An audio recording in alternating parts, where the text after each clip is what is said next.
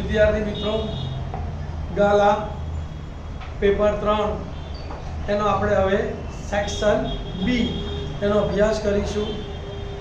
ખૂબ ધ્યાનથી અભ્યાસ કરજો અને વારંવાર પુનરાવર્તન કરજો. જે પણ સ્ટેપ આવે તેના ઉપર ધ્યાન આપજો તો તમને 6% ગણિત તમારા માટે સરળ બની જશે. તો સેક્શન બી શું કહે છે જુઓ. નીચેના પ્રશ્નોની ગણતરી કરીને જવાબ લખો. પ્રશ્ન નંબર 17 થી 28 છે અને દરેકના 2 ગુણ છે.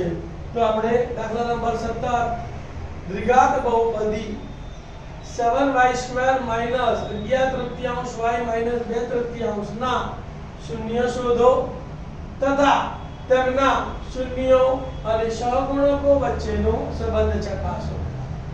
આવો એક દાખલો પરીક્ષામાં હશે ને હશે. તો આપણને ખબર છે શૂન્યો શોધવા માટે શું લખવાનું બોલો. દ્વિઘાત બહુપદીના શૂન્યો શોધવા માટે p of y બરાબર 0 લેતા. p of y ની જગ્યાએ શું લખીશું બોલો આપણે સમીકરણ. તો શું લખીશું માટે 7y² - 11/3y - 2/3 બરાબર 0. છેદમાં કેટલા છે 3.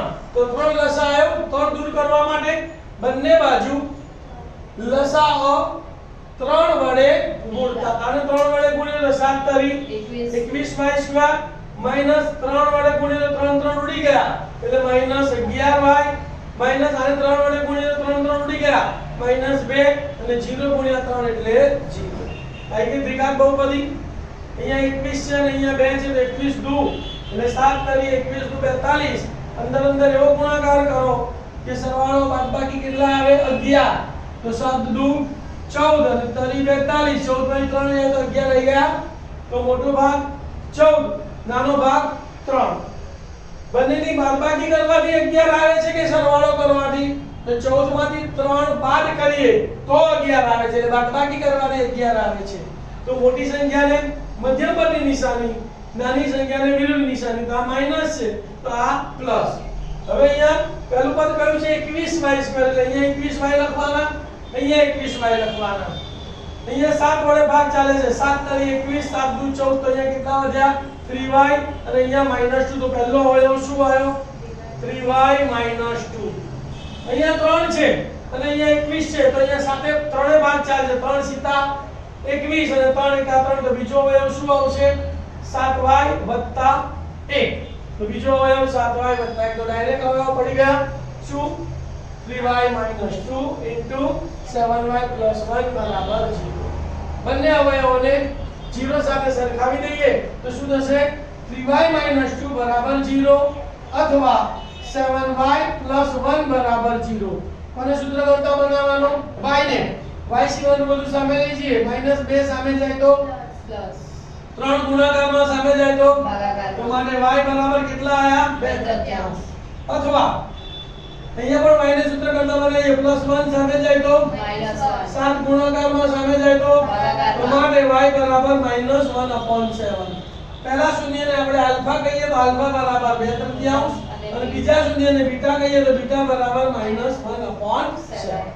હવે શૂન્યનો સરવાળો અને ગુણાકાર સરવાળો લઈએ અને એકવાર ગુણાકાર લઈએ. તો શૂન્યના સરવાળાનું સૂત્ર શું છે આલ્ફા + બીટા.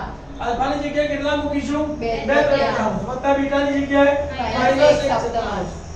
અહીંયા છેદમાં 3 અપૂર્ણાંકોના સરવાળા બાદબાકી આવે ને એટલે લસા લેવો પડે. શું લેવું પડે તો અહીંયા છેદમાં 3 છે અને અહીંયા છેદમાં 7 છે. તો 3 અને 7 નો લસા કેટલો આવે 21. 7 તરી 21 અહીંયા 21 લખી કાઢ્યા.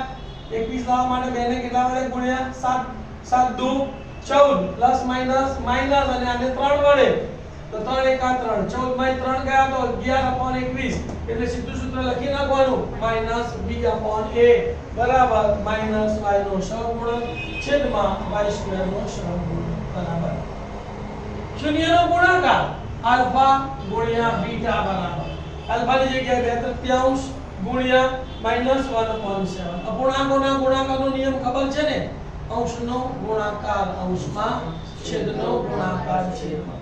2 ગુણ્યા -1 એટલે -2 અને 7 તારી 21 જુઓ -2 એટલે c અને 21 એટલે a તો બરાબર c upon a બરાબર અચળ પદ ભાગ્યા y સ્ક્વેર નો સરવાળો